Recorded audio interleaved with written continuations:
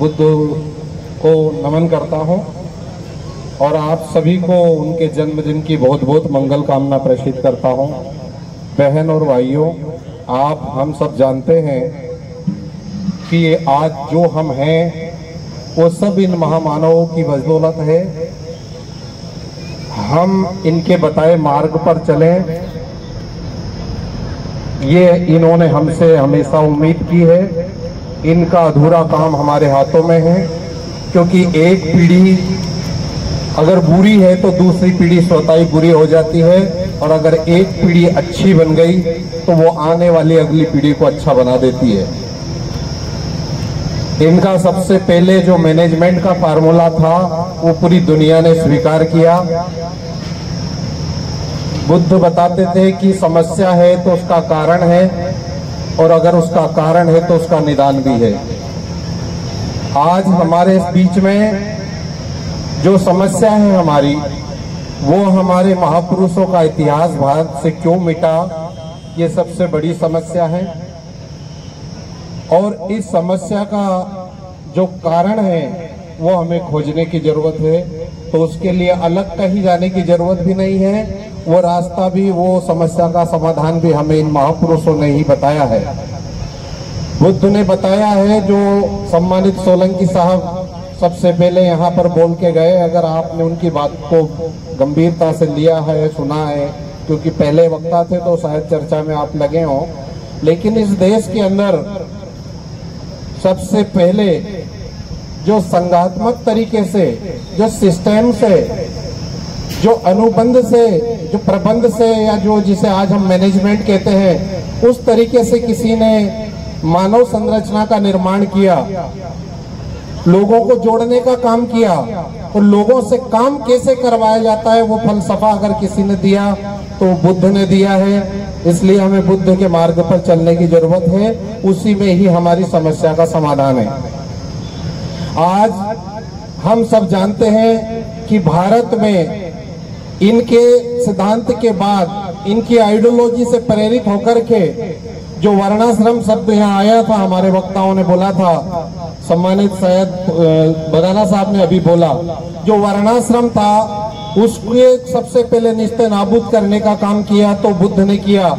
आप हम सब जानते हैं कि आज जो क्षत्रिय जाति के लोग हैं, हमारे अपने क्षेत्र में भी क्षत्रिय समाज को बड़े गर्व के साथ हमारे भाई लिखने का काम किए हैं।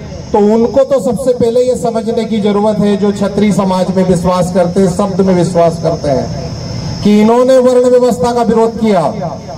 इनके सिद्धांत की बदौलत ही सम्राट अशोक जैसे जो चक्रवर्ती सम्राट पैदा हुए, और जिनकी वजह से पूरी दुनिया में भारत का सिक्का चलने लगा। उस समय की जो अर्थव्यवस्था थी, बताते हैं आज भी वो अर्थव्यवस्था उस समय जैसा टाइम आज भी भारत का नहीं आया। तो हम सबको ये बात करने की जरूरत है। आज बुद्ध की जयंती में मैं फक्र से कहता हूँ इस बात को कि हाँ, हम बुद्ध के वंशज है, हम बुद्ध के वंशज है, हम कबीर के वंशज है, हम महात्मा फूले के वंशज है, हम उन महापुरुषों के वंशज है। हम गर्व से कहते हैं, घमंड से कहते हैं, विश्वास से कहते हैं कि हाँ, हम इन महापुरुषों के वंशज है, जिनने दुनिया को मानवता से कैसे रहा जा सकता है, इंसान इंसान से प्रेम कैसे करे, हमें कैसे एक दूसरे की मदद करनी चाहिए, हमें कैसे जीवों पे दया करना चाहिए, हमें कैसे अपने दिलों से नफरत मिटाना चाहिए।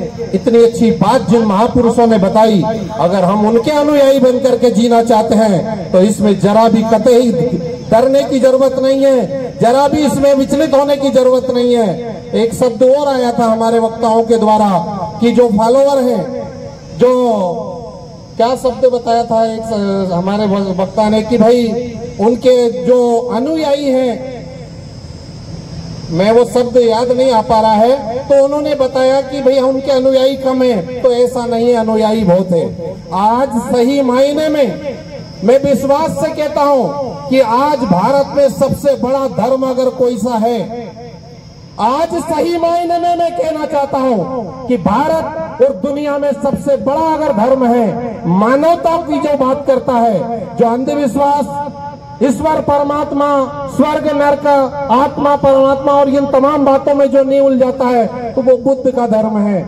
और बुद्ध को मानने वाले लोग आपको हर जाति में मिल जाएंगे, हर धर्म में मिल जाएंगे। बुद्ध का धर्म धर्म है ही नहीं, वो तो धम्म है, वो शिक्षा है। वो शिक्षा मुस्लिम लोगों के लिए भी उपयोगी है, वो शिक्षा ईसाइयों के लिए भी उपयोगी है, वो शिक्षा जो है हिंदुओं के लिए भी उपयोगी है, वो शिक्षा आप और हम जैसे मानवता में विश्वास करते हैं उन लोगों के लिए भी उपयोगी है।